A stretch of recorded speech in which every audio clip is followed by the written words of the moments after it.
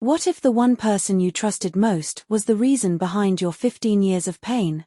This is the story of Princess, and the mystery behind her delayed destiny. In every shadow, there's a story waiting to be told.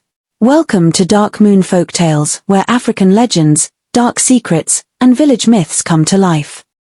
When I graduate from college, get my certificate, get a nice job, I will start having handsome, cute suitors that will do anything to get a yes from me. Princess would always say this to herself with a big smile. Princess was the only child of her parents, very beautiful, talented, and intelligent. After she graduated from college, she secured a job at a bank as a marketing manager. She did so well for herself, lived comfortably, and regularly sent money to her parents back home. She was also devoted to her Christian life and never missed a midweek service. But despite all her achievements, in her late 30s, Princess had never received a marriage proposal. No man had ever approached her for a relationship. None seemed to find her attractive enough. This began to worry her deeply as she was approaching 40. Her mother also became concerned and would often call her on the phone. "Princess, what is going on? Won't you bring a suitor home? Your parents are getting old, and you're not getting any younger. You will turn 40 in 2 years' time. Is there something you are not telling me? Talk to me, I'm your mother." Princess was silent for a few seconds before replying, "Mum, I'm also tired, but I'm still hopeful. When it's time, God will do it." She hung up quickly to avoid further nagging. What went wrong? She asked herself. While I was in college, I had so many admirers, cute and well-to-do guys who wanted to be with me. But I always said no because I didn't want distractions. Did I make a mistake? Being an only child could be lonely, but while in college, she had a close friend named Amanda, who she regarded as a sister. Her parents also knew Amanda and saw her as their daughter's best friend, and both families became close. Now Amanda was engaged to be married. She knew about Princess's ordeal and would often comfort, advise, and encourage her. Princess loved Amanda dearly and decided to sponsor 60% of her wedding as a big sister. Princess played a vital role in Amanda's wedding and made sure it was a success. Amanda got married to Charles, a guy who had once shown interest in Princess during their university days. But she had turned him down back then, not wanting any distractions while focusing on her studies. So, when Charles turned to Amanda and they eventually started dating, Princess wasn't bothered. She didn't see it as betrayal. She had made her choice, and she never expected Charles to wait for her. Still, sometimes, in the quiet of her room, she found herself wondering, what if I had said yes to him? Now that she was 38 and still single, the regret occasionally crept in. The wedding day finally came. It was grand and beautiful, with enough food and drinks to go around. Princess's parents were also in attendance. Throughout the ceremony, her mother wore a sad face. "This could have been my daughter. When will it be her turn?" she pondered. True to form, her mother didn't let the day pass without dropping a few nagging comments. But Princess handled the situation with grace and calmness. 2 years into Amanda's marriage, her life was full of peace and joy. Princess continued to visit her regularly, keeping up their sisterly bond while also drawing strength and encouragement from Amanda. Now 40, Princess still held on to hope. Amanda would always reassure her, "Don't lose faith, Princess. When your time comes, God will visit you."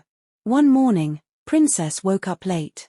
After a quick prayer, she rushed into the bathroom to get ready for a conference meeting at the bank. In her haste, she forgot her accessories and arrived at work looking very basic and simple. Fortunately, she made it just in time before the meeting started. After the conference, a tall, handsome man in his mid-40s approached her. "Hello, beautiful," he said. "Me?" she asked, surprised. "Yes, you," he smiled. Princess was stunned. It was the first time in years that a man had approached her, especially on a day she felt she looked her least appealing. They spoke over lunch, and he offered to drop her off afterward. They started communicating regularly, and for the first time in a long while, Princess felt hopeful again. When he invited her out for dinner, she wanted to make a lasting impression. Unlike the first time they met, this time, she dressed elegantly with full accessories. She looked stunning.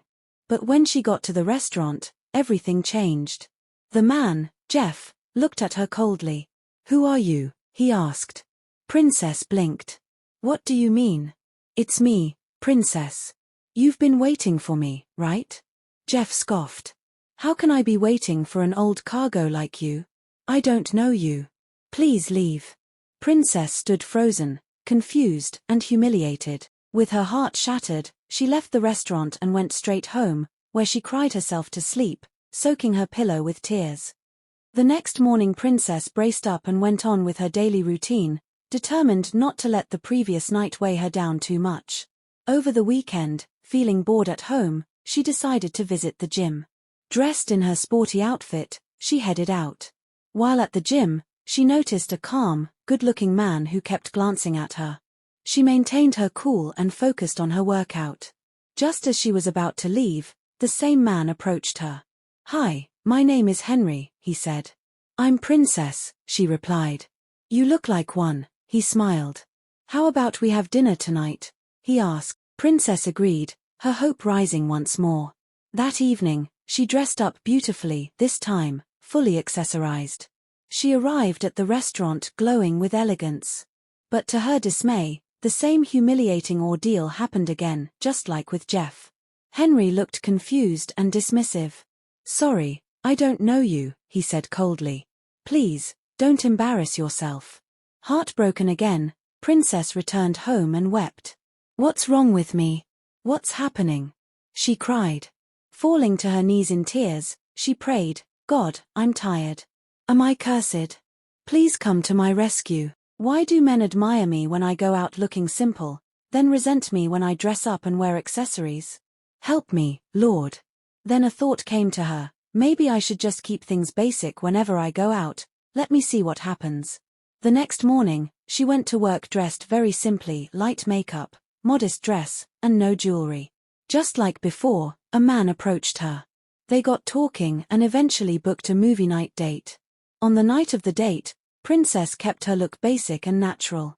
She was tense, expecting yet another disappointment, but to her surprise, it turned out to be the best date night she had ever experienced. She went back home feeling happy and hopeful again. "So I'm more likable when I go out looking basic?" she pondered. "If only I knew earlier, maybe I'd have been married long ago." She maintained the same appearance pattern every time they went out, and the relationship blossomed. Days turned into weeks, weeks into months, and then, boom, he proposed. Princess was in shock. "Me? Being proposed to?" she gasped, overwhelmed with joy. She said yes and excitedly called her parents to inform them. They were elated, especially her mother. So finally, her mum said through happy tears, "My daughter is getting married." Princess went to Amanda's house to share the good news. "Amanda, he proposed," she beamed with joy. Amanda smiled, masking her shock. "Wow, finally, my friend is getting married. I'm so happy for you," she said, giving her a warm hug. Then she paused and looked her over. "Hey sis, why are you looking so basic? No accessories at all. This is the first time I'm seeing you without the birthday gift I got you. Hope all is well?" Amanda asked, curious. Princess hesitated, then forced a smile. "I just didn't feel like dressing up too much today, my dear." She left it at that, unwilling to reveal her past humiliations or how her luck changed after she stopped wearing the necklace. Amanda watched Princess walk away with joy in her steps, soon to be a bride. But deep down, Amanda's heart was racing. She's not wearing the necklace. What if she finds out? What if everything I did crumbles? She thought, pacing. Everything is about to fall apart, she thought. What Princess didn't know was that the necklace Amanda gave her on her 25th birthday, the one with her name Princess elegantly inscribed, wasn't just a thoughtful gift. It was a carefully crafted trap. Back in college, Amanda had watched how Princess effortlessly drew the attention of all the handsome, intelligent, and wealthy guys. Even Charles had once chased Princess, only to be turned down. Consumed by envy, Amanda visited a spiritualist and had a necklace laced with a charm designed to make Princess undesirable to any man, especially when she adorned herself fully. The charm was programmed to work whenever she dressed beautifully and wore the necklace. Over the years, Princess unknowingly wore her stumbling block, never suspecting it came from someone she called sister. Amanda had also used a similar charm to win Charles' love. One night, while searching for some documents, his phone fell. He bended to pick it up and found a hidden box Amanda kept under the bed, containing strands of hair, red threads, and strange-looking beads. He confronted her that night. She broke down. "I didn't want to lose you like I lost everything else to Princess. All the boys liked her, even you did first. I just wanted to win for once in my life." Charles shook his head. "You didn't win. You destroyed." He left that night and never came back.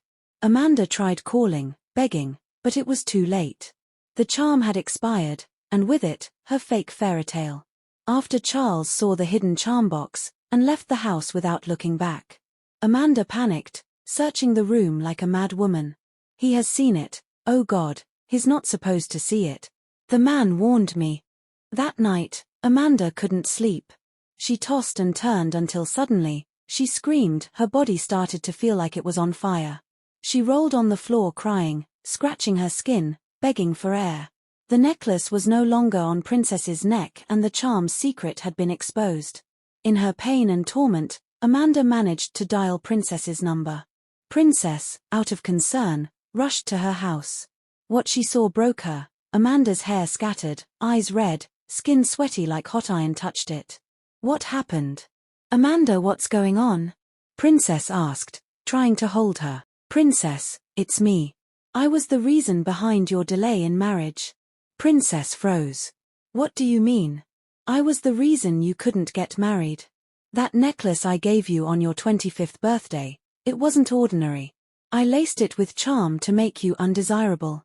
I was jealous of how every good man wanted you.